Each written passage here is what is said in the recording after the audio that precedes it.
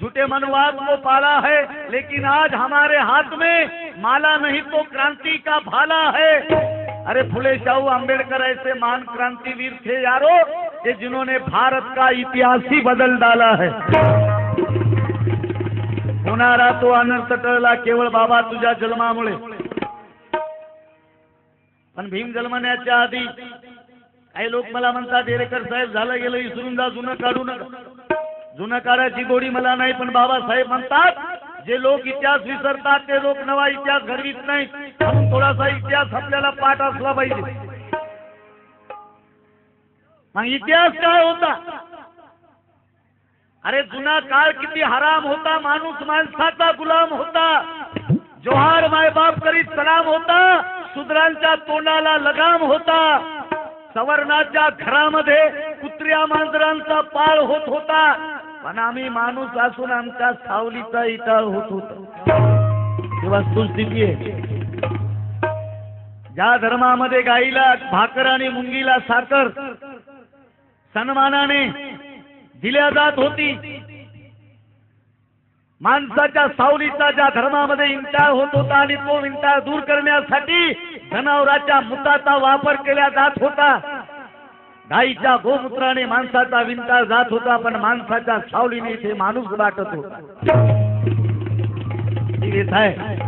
भीम जन्मण्याच्या आधी हजारों साल के पहले की बात थी, जब जम्बूद्वीप में खून की नदियां बहती थी। अरे दलितों के घर जलाना आदत पुरानी थी। हजारों साल के पहले की बात थी, जब जम्बूद्वीप पे खून की नदियां बहती थी, चारों ओर लड़ाइयां जारी थी। सारी लड़ाइयां जीतकर जिसने शान अपनी बढ़ाई थी, अरे अफसोस हुआ था उसी सम्राट अशोक को कि जिन्होंने बाकी की जिंदगी बुद्ध के कदमों पे चढ़ाई थी। लेकिन आज वही हो रहा है, लेकिन आज भी वही हो रहा है। आंध्रा में नक्सलवादी, भारत में आतंकवादी, त्रिपुरा में टीएनवी, वेस्ट बंगाल में जीएनएलएफ, असम के बोडो सर उठा रहे हैं। अरे हिंदू मुस्लिम के झगड़े तो रोज के जारी है। उत्तर प्रदेश में कानपुर है तो महाराष्ट्र में खैर लांजी है।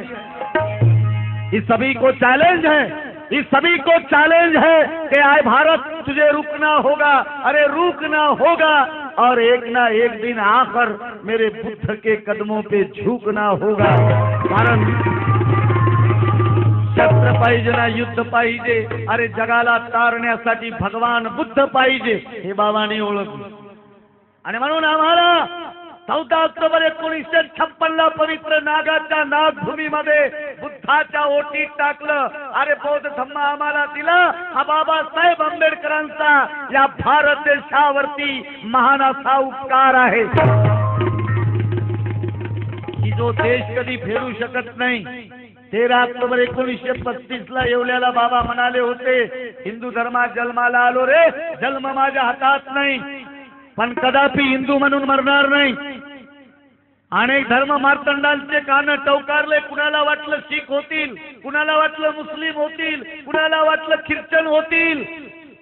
अरे करोड़ों रुपए देंगे तो निजाम की आवाज थी, देंगे हम सोने की तलवार ये खालिस्तान की आवाज थी, कर देंगे हम तुम्हें माला माल अम्बेडकर ये तो फ्रांस की आवाज थी। लेकिन सब कुछ ठुकरा दिया मेरे भीमराज ने, क्योंकि उनको प्यारे गौतम की जरूरत थी, गौतम की जरूरत थी। या देशावर बाबाचा उपकार कसा आहे? कारण आम्ही जर शीख झालो असतो, बाबासाहेबांनी शीख धर्माचा जर स्वीकार केला असता, तर आज आमच्या हातामध्ये तलवारी राहिल्या असत्या रे, आणि आम्ही एका एकाच्या गळ्याला लावून म्हणलं असतं, जय भीम म्हणतो का मान कापू, सगळ्यांनी जय भीम म्हणलं असतं। मग आमच्या हातात तलवार राहिली असती, खैरलांजी घडली नसती। भगवान बुद्धाचा अहिंसावादी धम्म बाबांनी स्वीकारला, म्हणून या देशावर बाबाचे अनंत उपकार आहेत। बा भीमा तुझ्या जन्मामुळे भारत घडला। 33 कोटी देवाची पैदास आमच्या इंडियात आहे। एवढे देव कोण्या देशात नाहीत बापू। चीनमध्ये नाहीत, जपानमध्ये नाहीत, अमेरिकेमध्ये नाहीत, पण 33 कोटी देवांची पैदास आमच्या इंडियात झाली. लहानपणापासून ऐकत आलो. माझी आजी मला गोष्ट सांगायची. 33 कोटी देव, 33 कोटी देव. आता देवाची संख्या वाढली असेल, कारण माझं वय वाढलं. देवाची संख्या वाढायला पाहिजे, कारण प्रत्येक देवाला बायको होती. मग देवाला बायको असो की माणसाला बायको असो, ओव्हर टाइम करून संख्या वाढवण्याचं काम करतात. देवाची संख्या जरूर वाढली असती, देवांची संख्या या देशात वाढली असती. पण असा एक डॉक्टर होऊन आला इंग्लंडहून. त्या डॉक्टरचं नाव डॉक्टर बाबासाहेब आंबेडकर. बाबासाहेब डॉक्टर झाले आणि डॉक्टर झाल्याबरोबर या इंडियामध्ये त्यानं पहिलं ऑपरेशन केलं. कोणतं? तर सगळ्या देवाची नसबंदी, कुटुंब नियोजन. संख्या वाढू दिली नाही, म्हणून तुमचं आमचं मरण टळलं. 33 कोटी देव आमच्या इंडियामध्ये, पण आमच्या भारताचं दुर्दैव असं 33 कोटी देव असूनही इंग्रजानं 150 वर्ष राज्य केले. एका एका देवाकडे फुल पॉवर. एका बाईवर अन्याय झाला, सीतामाईवर तर म्हणे हनुमानाला राग आला, 7 समुद्रात उडी मारून रावणाची लंका जाळली. एवढी ताकद हनुमानामध्ये. लक्ष्मणाला बाण लागला तेव्हा सगळा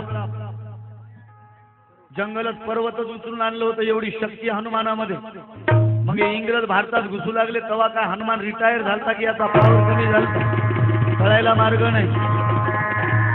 अनेक क्रांतीवीरांनी आपल्या रक्ताचं बलिदान दिलं, जीवाचं बलिदान दिलं आणि स्वतंत्र भारताला, या भारत मातेला स्वतंत्र केलं. भारताला स्वातंत्र्य मिळालं, पण या देशातल्या तमाम माणसाला बाबासाहेब आंबेडकरांनी घटनेच्या माध्यमातून व्यक्ती स्वातंत्र्य बहाल केलं. आणि म्हणून होणारा